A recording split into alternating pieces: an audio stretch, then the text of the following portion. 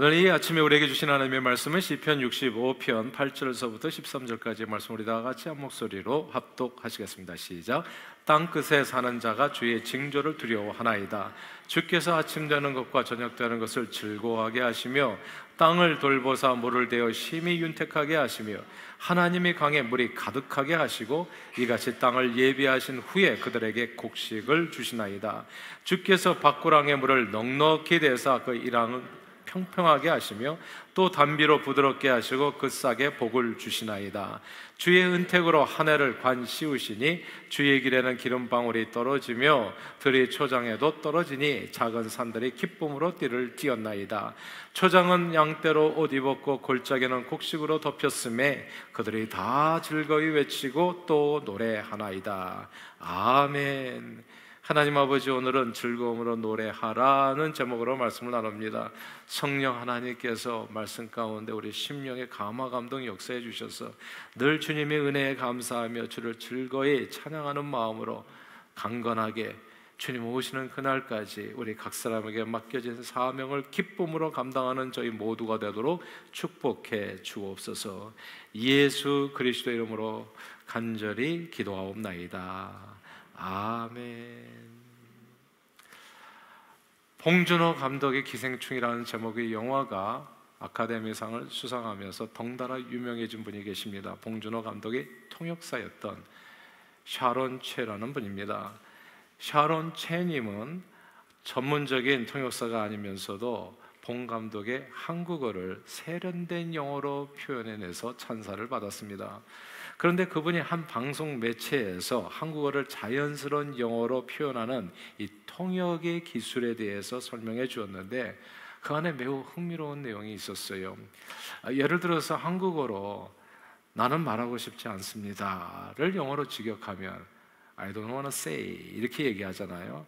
그러나 I do not want to say 라고 부정문을 사용해서 있는 그대로 통역하면 물론 뜻은 이제 통하죠. 당연히 무슨 뜻인지는 알지만 듣는 사람이 좀 공격적으로 느낄 수 있습니다. 그래서 그 말을 영어로 통역할 때는 최대한 긍정형으로 바꿔가지고 I'd like to say as little as possible. 저는 되도록 적게 말하고 싶습니다 라고 말하면 말을 안 하고 싶다는 의도를 듣는 이에게 최대한 정중하게 전달하는 자연스럽고 세련된 멋진 통역이 될 수 있다는 겁니다. 그러나 우리 한국애들은 어떠세요? 우리를 한번 생각해 보면 말하고 싶지 않습니다라는 말을 절대 되도록 적게 말하고 싶습니다라는 식으로 표현하는 사람을 본 적이 없잖아요. 제가 가만 생각해 보니까 머리털 나고 지금까지 그렇게 많은 사람 본 적이 없는 것 같아요. 부부간에도 때로는 좀 언짢아가지고 서로 말하고 싶지 않을 때 우리는 그냥 직역으로 얘기하잖아요. 말하고 싶지 않아 뭐 이렇게 얘기하지 남편이나 아내가 저는 오늘 당신에게 되도록 조금 말하고 싶습니다 이렇게 얘기하는 부부를 본 적이 없어요. 한국인과 미국인이 말이 참 다르고 그리고 삶을 대하는 태도도 크게 다르다는 느낌입니다. 흔히 컵에 물이 반이 있을 때 두 가지로 표현할 수 있잖아요. 부정문을 사용해가지고 물이 반밖에 없습니다 라고 말할 수 있고 긍정문을 사용해서 물이 반이나 가득 차 있습니다 라고 말할 수 있습니다. 컵 안에 물이 반이 있는 상황은 똑같은데 그 표현이 반밖에 없습니다 라는 부정과 반이나 있습니다 라는 긍정으로 다르게 전달할 때 말하는 사람이나 그리고 듣는 사람에게 미치는 영향은 크게 달라집니다. 없다는 부정문을 사용하면 말하는 자나 듣는 자나 없잖아요. 지금 없다고 얘기하잖아요. 얼마나 그러니까 그때부터 모자라다는 생각이 들면서 불안해지잖아요. 두려워지잖아요. 절망이 되잖아요. 없으니까. 근데 있습니다 라고 긍정문을 사용하면 있잖아요. 있는데 뭘 걱정하냐고요. 앞으로 더 있을 거잖아요. 그러니까 그 말을 듣는 순간에 평안과 희망을 갖게 되는 겁니다.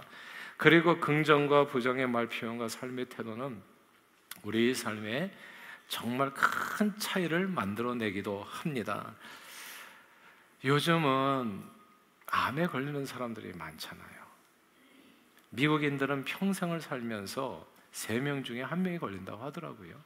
그러니까 우리 교회도 그냥 우리 다 미국인들이잖아요. 그냥 3분의 1은 우리 가운데 뭐 one way or the other 뭐 이곳저곳에 생긴다고 생각해도 그렇게 놀랄 일은 아니라는 거. 그냥 3명 중에 1명이에요. 그러니까 이제 현대인들에게 암은 희귀한 병이 아니라 당뇨병이나 고혈압처럼 누구나 걸릴 수 있는 병이 되었습니다. 실제로 가족이나 친지들 가운데 암 환자가 없는 경우는 거의 없어요. 그냥 거의 100% 있다고 보면 좋아요. 그냥 가족이나 형제 가운데.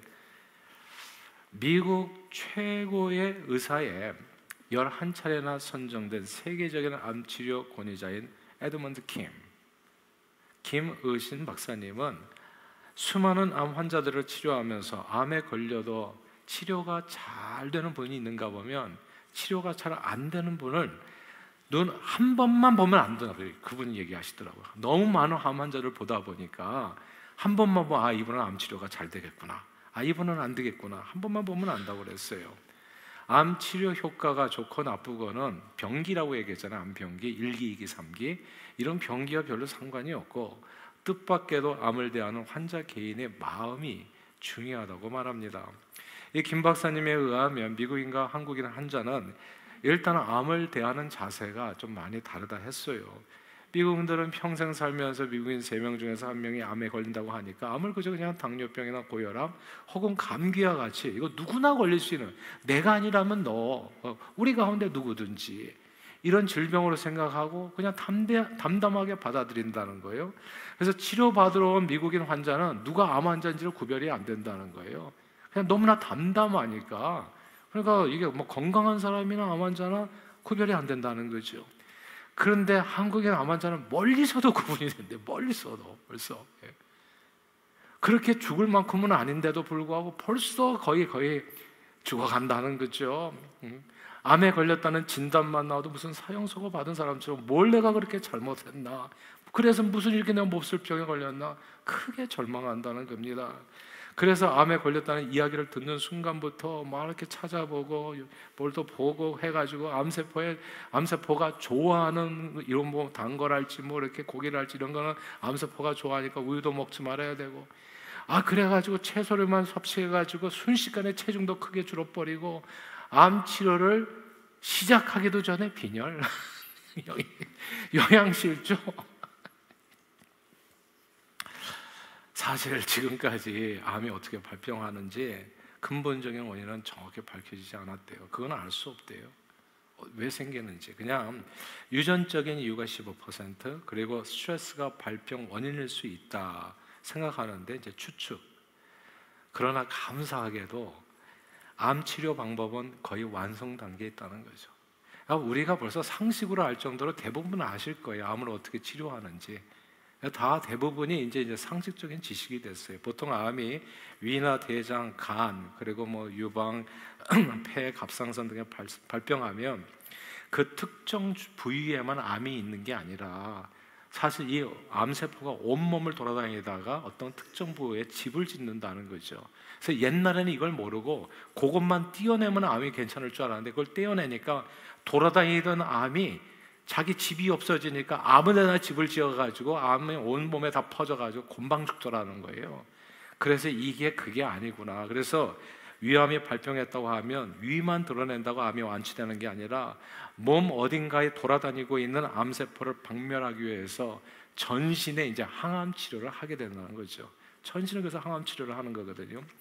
항암 치료를 다 해가지고 온몸의 암을 제거해도 이 암 덩어리가 뭐 2cm, 3cm 되잖아요. 그러면 그 안에 항암제가 잘 안 들어간대. 이게 덩어리가 너무 크면. 그래가지고 그거는 이제 띄어내는 수술을 그 다음에 받는 거죠. 온몸의 암을 제거하고 그 다음에. 그래서 우리가 보통 그런 얘기 듣잖아요. 먼저 항암 치료해가지고 암 덩어리를 좀 작게 만든 다음에 띄어낸다. 이제 그런 내용이 되어지는 겁니다. 그리고 필요에 따라서 2차 항암을 받거나 방사선 치료를 해가지고 암 치료를 완성하게 됩니다. 이게 이제 거의 상식처럼 되어가고 있어요. 대부분이 이런 과정을 거쳐서 암 치료를 하지요. 근데 1차 항암 치료의 완치율이 50%라고 하더라고요. 근데 이 1차로 잘 안 되면 2차 항암 치료를 받게 되는데 그때 확률은 떨어져서 30%, 3차는 10%. 근데 3차까지도 안 되는 경우에서는 이제 마지막 방법인데 특별 약제, 실험용 약제들이 있다고 하더라고요. 그걸 갖다가 항암 치료를 하게 되면 완치될 확률이 100명 중에 1명, 이제 1%라고 해요. 미국인 환자는 1차가 안 돼가지고 2차 30%라는 이야기를 들으면 자신이 살 수 있는 확률이 30%나 있습니다라는 말에 막 뛸 듯이 기뻐하다. Jump for the joy. 근데 한국인은 30%라는 말을 들으면 이제 내가 살 수 있는 확률이 겨우 30%밖에 되지 않는다고 절망하게 된다고 그래요. 그래서 어떤 사람은 그 이야기를 들으면 이제 다 죽은 사람처럼 아예 그냥 병원 바닥에 주저앉아서 통곡을 한다는 거죠. 그리고 꼭 물어보는 질문이 서로 다르다고 그래요. 한국 분들은 내가 앞으로 몇 년을 더 살 겁니까? 이런 얘기를 꼭 물어본대요. 근데 미국인 환자는 제가 병을 고치기 위해서는 앞으로 뭘 해야 됩니까? 물어보는 질문이 좀 다르잖아요. 그때 세계적인 암치료 권위자인 김은신 박사가 암 환자들에게 해주는 말이 있습니다. 암 치료 문제는 전문가인 의사에게 맡기고, 또 우리가 이제 몸에 여러 가지 일이 생기면 우리 많이 찾아보잖아요. 인터넷도 찾아보고. 그래서 거의 전문가 수준이 되잖아요. 이 약은 먹으면 되고 안 되고 막 이렇게 해가지고 막 의사를 가르치려고 하잖아요. 이제 그러면 힘들다는 거예요. 그런 걱정이라는 건 전문가에게 맡기고, 환자가 꼭 해야 될 게 두 가지. 첫째가 마음의 평안을 갖는 거. 제발 격동하지 말고 실망하지 말고 절망하지 말고 일희일비하지 말고 마음의 평안을 가지세요. 그게 우리가 할 수 있는, 환자가 할 수 있는 전부. 그리고 두 번째는 음식을 잘 드세요. 식사를 잘 드세요. 몸을 건강하게 잘 유지하십시오. 그리고 한 가지 더가 있다면 지나친 운동이 아니라 적당한 운동. 면역력을 높이려면 비타민 D가 그렇게 필요한 요소라고 하더라고요. 몸의 면역력을 높이려면 암하고 싸우려도 면역력이 있어야 되잖아요. 근데 이 비타민 D가 어디서 오냐면 이게 햇빛을 받아야지 활성화가 되어지는데, 약으로 먹는 것보다 햇빛이 중요한데 우리는 완전 무장을 하잖아요. 막 선크림 다 바르고 얼굴에만 바르고 손까지 발라가지고 햇빛이 조금도 못 들어오게. 그러니까 한국 분들은 대부분의 혈액을 검사하고 비타민 D가 부족하대요. 비타민 D가. 그러니까 적당한 운동인데 햇빛을 좀 쬐시면서 30분 정도 걷는 걸 추천해드리고, 적당한 근육 운동도 꼭 필요하고. 아무튼 항암 치료를 잘 받으려면 먼저 식사를 잘해야 됩니다. 항암 치료를 받게 되면 대부분의 항암제가 암세포뿐만 아니라 일부 정상세포까지 공격하기 때문에 구토, 설사, 변비, 탈모 등의 부작용이 심각할 수 있어요. 그러면 음식 섭취가 어려워서 몸이 더욱 쇠약해지는 거죠. 그러므로 이 독한 항암제를 견디려면 죽은 정상세포를 빨리 재생시킬 수 있도록 단백질, 두부, 콩, 생선, 닭가슴살, 오리고기, 수육, 그리고 고기를 채소에 싸서 먹는 등 이 단백질 섭취가 중요하다는 겁니다. 제가 저희 어머니께서 췌장암으로 소천하셨잖아요. 제가 그때 알았어요. 병원에서 확실하게. 야, 이 단백질이 진짜 중요하더라고요. 전쟁을 치르는 데 있어서 3대 요소 있잖아요. 탄수화물, 지방, 단백질. 그래서 단백질이 세포를 재생시켜요. 단백질이 없으면 그게 안 되는 거예요. 그러니까 싸울 수가 없는 게, 전쟁이 안 되는 거예요. 독한 항암제를 견디지 못하면 병마와 제대로 싸워보기도 전에 쓰러질 수 있어요. 그리고 항암제를 견디지 못해서 중간에 항암 치료를 그만두면 암세포가 급히 퍼져가지고 어떤 치료도 소용이 없게 되어지죠. 그러므로 항암 치료 받기 전과 받는 중에도 식사를 제대로 하며 체력을 보강하는 것이 암 투병 승리에 매우 중요한 관건이 됩니다. 그러나 이 식사를 잘 드시는 것보다도 중요한 것이 마음을 평안히 갖는 것. 마음을 평안히 갖는 것. 긍정 마인드가 중요합니다. 컵이 물에 반쯤 있는 것을 보고 물이 반밖에 없습니다, 부정적으로 생각할 수도 있지만, 물이 반이나 가득 차 있습니다, 있다고요. 지금 아직 괜찮다고요. 건강하시다고요. 지금 문제 없다고요. 화장실 내 힘으로 갈 수 있다고요. 있습니다. 이렇게 긍정적으로 생각할 수 있다는 거죠. 3차 항암이 완치될 확률이 10%라고 하면 10%밖에 없습니다, 절망할 수도 있지만 10%나 되네요. 10%나 있습니다. 뛸 듯이 기뻐할 수 있는 겁니다. 그러나 부정적인 생각을 가지면 백약이 무효한 거예요. 어떤 좋은 치료도 환자가 좋게 받아들이지 않으면 좋은 효과 기대하기는 어렵죠. 성경 말씀입니다. 마음의 즐거움은 몸의 양약이 되어도 양약이 된다 얘기했어요. 이난 그냥 성경 말씀이 공잘맹자일 줄 알았더니 지금은 과학적으로 증명이 되잖아요. 진짜 사람의 마음이 몸을 지배한다고 얘기하잖아요. 마음을 편하게 가지는 것이 몸을 건강하게 하는데 가장 중요한 요소가 된다는 말입니다. 근데 감사하게도 신앙생활이 이렇게 좋은 줄 몰랐어요. 마음을 편하게 갖는데 도움을 주는 것이 예수 그리스도예요. 글쎄, 예수님, 우리 신앙생활 오늘 본문이기도 합니다. 다 함께 시편 딱 1절만 읽어볼게요. 시편 65편 13절 읽겠습니다. 65편 13절 읽을까요? 시작. 초장은 양떼로 옷 입었고 골짜기는 곡식으로 덮였음에 그들이 다 즐거이 외치고 또 노래하나이다. 아멘. 여기 보면 기쁨, 즐거움, 노래 뭐 이런 내용이 계속 반복돼요. 예수 믿는 것은 여러분 기쁜 겁니다. 제가 보니까 예수 믿는 것은 예수 안에서 노는 거더라고요. 즐겁게 노는 게 찬양하고 노래하고, 이게 보통 세상에서 음주 가무라고 하잖아요. 세상에서는 노는 게 지저분해요. 지저분해. 뭐가 이렇게 지저분한 걸 자꾸 먹으면서 놀아야 돼. 음주 가무라고 얘기하잖아요. 그래서 하나도 건강에 도움이 안 돼. 일단 노는 것은 좋은데 술 마시고 노니까 그게 다 쌤쌤이야. 다 없어져 버렸어요. 좋은 게 하나도 없는 거야. 근데 우리는 술 한 잔도 안 하고 놀 수 있잖아요. 이 기가 막힌 거 진짜. 야, 우리는 행복한 거예요. 예수 믿는 게 이렇게 좋은 줄 몰랐어요. 시편 65편은 다윗이 지은 시인데요, 하나님께서 택하신 저와 여러분 같은 사람이 받는 복에 대해서 얘기하는 거예요. 주께서 택하시고 가까이 오게 하사 주의 뜰에 거하게 하신 사람들, 이와 같이 주의 뜰 안에 거하는 사람들에게는 복이 있나니, 하나님께서 땅을 돌보사 물을 대어 심히 윤택하게 하시네. 초장에는 양떼를 입히고 골짜기는 곡식으로 덮어서 모든 성도들이 하나님을 찬양하고 노래하게 한다는 말씀입니다. 이게 하나님의 뜻이에요. 저와 여러분들을 향한. 하나님은 하나님의 백성들이 노래하고 찬양하고 기쁘게 살기를 원해. 행복하게 살기를.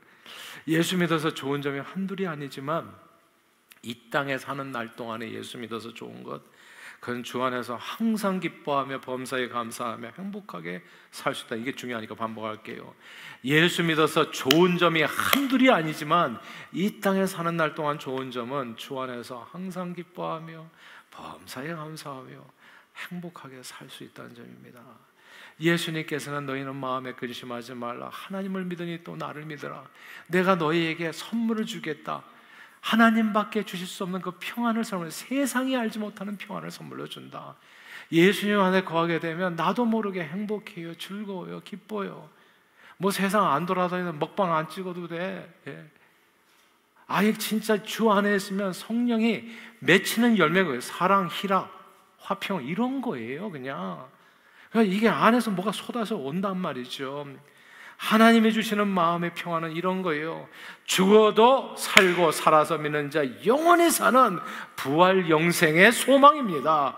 우리 믿는 자들은 죽음도 두렵지 않고 사는 날 동안에도 세상 끝날까지 하나님께서 우리를 고와 같이 버려두지 않고 항상 함께 하실 것을 확신하기 때문에 아무도 빼앗을 수 없는 하늘 평화를 누리며 살게 됩니다. 모든 것을 합력하여 선되게 해주시는 하나님, 그 전능하신 하나님께서 저와 여러분들과 함께 해주신다는데 도대체 뭐가 두렵단 말입니까? 무슨 불행이 우리에게 온단 말이에요. 세상 사람들이 얘기하잖아요. 뭐 죽기밖에 더 하겠냐고. 그러니까 죽음이 세상 사람들에게는 가장 큰 불행인 거예요.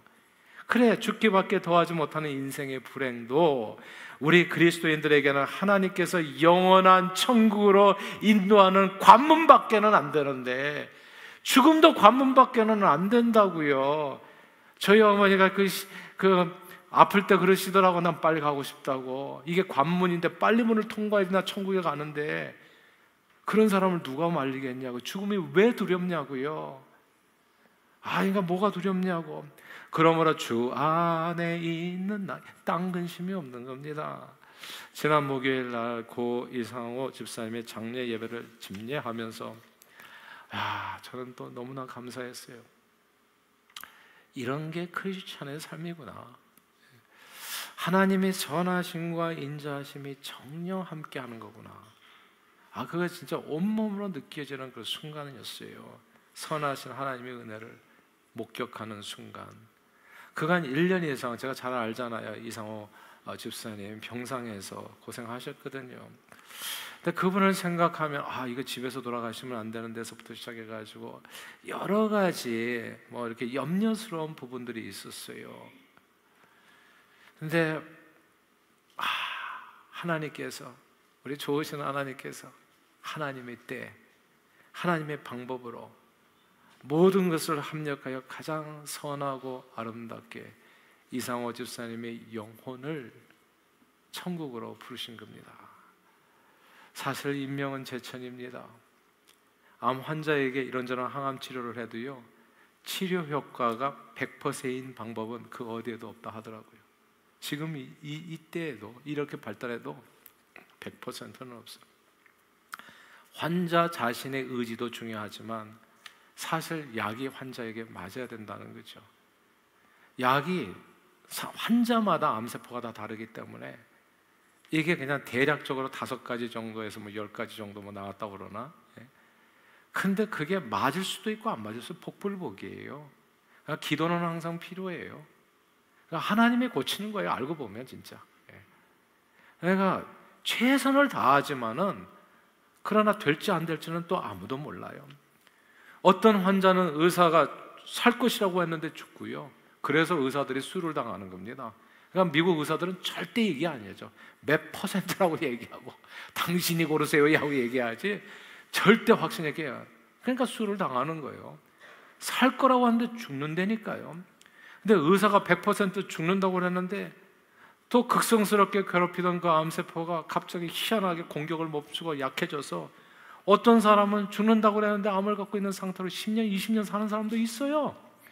진짜 몰라요. 인명은 제천이에요, 여러분. 하나님께 달려 있어요. 루 게릭 병을 아십니까? 루 게릭 병은 아주 고약한 병이에요. 뇌와 척수의 운동 세포가 점차적으로 파괴되는 치명적인 신경퇴행성 질환입니다. 그래서 루 게릭 병 진단 후 평균 수명이요 3, 4년밖에 안 돼요. 그러니까 3, 4년은 다 죽어요. 그게 다 이렇게 비틀어져 그냥 죽는 거예요. 그러니까 퇴행되니까 전체가 다. 그런데 천재 물리학자인 이 스티븐 호킹 박사는 21세에 루 게릭 병 진단을 받고 의사가 2년밖에 못 산다고 했어요. 근데 그분이 얼마 전에 죽었잖아요. 76세, 55년을 더 살았어요. 2년 산다고 그랬는데, 그러니까 뭐 알 수가 없는 거예요. 의학계에 그냥 기적이라고 그래요. 근데 55년을 더 산 스티븐 호킹 박사에게는 남다른 면이 있었지요. 그는 삶을 포기하지 않았고 죽음을 두려워하지도 않았고 죽기를 서두르지도 않았어요. 대신에 호킹 박사는 오늘이 나의 마지막 날일 수도 있다. This day could be my last day. 이렇게 생각하고 매 순간 충실하게 살려고 애를 썼어요. 이게 되게 중요하더라고요. 김의신 박사님은 미국의 권위 있는 암병원에서 일하면서 세계 각처에서, 이 권위 있는 암센터다 보니까 그냥 텍사스 안에서만 환자가 오는 게 아니라 텍사스 밖에 미국 전역에서도, 그래서 텍사스에서 오는 환자가 3분의 1, 미국 전역에서 오는 환자가 3분의 1, 그리고 전 세계에서 유명하다고 그러니까 병고치대 갔다고 돈을 바리바리 싸들고 와서 이제 이렇게 치유받는 사람, 치료받는 사람이 또 3분의 1. 그래서 수많은 사람들, 환자들을 치료하면서 그 사람들 중에서 환자들이 자원봉사하는 것을 보았다고 해요. 항암 치료는 어떻게 받습니까? 일주일에 딱 한 번 받잖아요. 그러니까 항암 치료 일주일 받고 시간이 남는데, 그 많은 환자들이 그 남는 시간에 병원에 와서 자기보다도 어려운 또 환자를 돌보는 자원봉사를 하는 거예요. 남을 돕는 일을 하는 겁니다. 남은 인생을, 어쩌면 내가 치료받다가 죽을 수도 있잖아요. 남은 인생 얼마나 아까워요. 그러니까 남은 인생을 오늘이 마지막이라는 생각으로 행복하게 사실 진정한 행복은 남을 돕는 데 있거든요. 나도 부족하지만 남을 돕는데, 교회 봉사하는 게 진짜 행복한 겁니다, 여러분. 짐이라고 생각하면 아직도 멀었어요, 갈 길은. 예. 뭐가 인생 행복이 진짜 뭔지를 모르는 거예요. 놀러 다니는 게 행복이 아니라 남을 돕는 게 행복이에요. 요번에 7번 저기 과테말라 가서 열심히 돕고 왔더니 제가 여기서 보니까 얼굴이 천사들 같아요, 다. 예. 무슨 때가 다 벗겨진 것 같아요. 예. 그 이렇게 짓눌렸던, 나밖에 몰랐던 그 이기적인 뭐랄까요, 그 좋지 않던 그런 영혼의 때가 깨끗이 벗겨지고, 그리고 아주 빛나는 천사처럼 온 거예요. 인생의 진정한 행복은 남을 돕는 데서 있는 거예요. 그런데 유감스럽게도 한국인들, 암 환자들은 자원봉사하는 사람을 한 번도, 그분이 그 수십 년 일하셨는데 한 번도 본 적이 없다고 하잖아요. 우리는 무슨 암이 걸렸다고 그러면 아무 데도 안 가려고 그러죠. 아무 데도. 그냥 오롯이 그냥 어떻게 나 혼자 어떻게 치유받아. 그래가지고 거기서 만약에 눈을 감게 되면 너무나 아쉬운 인생을 산 거예요. 이제는 내 인생이 마지막이잖아요. 그러면 그걸 알면 그 남은 시간이 얼마나 소중하냐고. 그 시간을 자원봉사를 하는데 보내는 사람이 있는가 하면 그 시간을 걱정과 근심으로 그냥 그렇게 보내는 사람이 있고, 그러나 긍정 마인드로 잘 먹고 잘 웃고 자기에게 주어진 오늘이라는 시간을 마지막이라고 생각하고 최대한 유익하게 사용하는 사람들이 암에서 잘 치료받고 고침받는다는 겁니다. 특히 하나님을 찬양하는 사람들이 암세포를 잡아먹는 대표적인 면역세포인 자연살해세포가 내추럴 킬러셀이 보통 사람들보다 그 수치가 1000배나 많이 나와가지고 깜짝 놀랐다는 우리 김호신 박사님이 얘기가 있잖아요. 우리 성가대 많이 들어오셔야 돼. 성가대 여기를 채워야 돼요, 여러분. 거기에 앉아있는 게 중요한 게 아니라, 저는 우리 교인들이 다 성가대원이 됐으면 좋겠어요. 앉아있는 사람 한 사람도 없게. 그래야 성가대원들이 진짜 하나님에 대한 찬양이 될 것 같아요. 사람들이 있으면 자꾸 성가대원들이 사람들을 의식해가지고 사람들을 향해서 부르는 느낌이 들 때가 있잖아요. 이 앞에 있는 사람이 한 명도 없으면 그제서야 비로소 우리는 하나님 앞에 찬양할 것 같아. 예. 잘 생각해 보세요. 하나님을 찬양하고 기뻐하며 살아갈 때 보통 사람보다도 내추럴셀, 암세포를 잡아먹는, 그게 1000배나 나와서 깜짝이야. 100배만 해도 엄청난 건데. 사랑하는 여러분, 오늘은 동산 봄철 운종의 날이에요. 일단 잘 먹는 날입니다. 오늘 다 가세요. 이런 날 또 살짝 빠지는 사람들이 있어요. 여기저기. 뭐 살고 싶으세요? 죽고 싶으세요? 좀 사십시다. 우리 좀 오래 건강하게. 이런 날 가야지. 고개하고 그 쌈 많이 가져가는데 쌈에 딱 싸가지고 다 드세요. 서로 입에다 넣어주고. 오래 사세요. 건강하게 사세요. 우리 열심히 사십시다. 좋은 공기 마시면서. 그리고 오늘은 좀 선크림 같은 거 살짝 이렇게 팔에는 바르지 마시고, 그래서 좀 비타민 D도 좀 이렇게 면역력을 높이시고, 하나님을 찬양하며 무리하지 마시고 적당하게 운동하는, 조금이라도 좀 더 건강해진 오늘 하루가 되기를 바라요. 그러나 주일 성수가 중요합니다. 운동의 날에는 또 예배는 안 하고 거기 가서 만나는 사람들이 있어요. 그리고 또 이렇게 운동회 한다고 그러면 아예 교회를 빠지는 사람도 있고.